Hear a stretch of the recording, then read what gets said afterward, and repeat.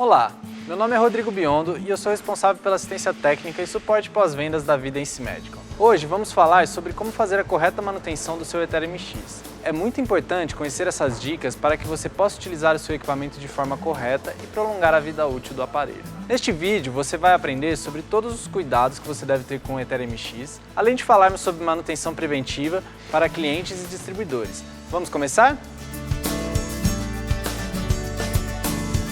Com o equipamento totalmente desligado, incluindo o seu cabo de energia, conecte o engate rápido no conector Vent. No conector Fill Drain, instale a mangueira com o funil. Mantenha o funil em uma altura acima do reservatório de água. Entorne a água deionizada pelo funil, enchendo o reservatório até o nível máximo. Retire o conector do respirador e em seguida desconecte a mangueira com o funil.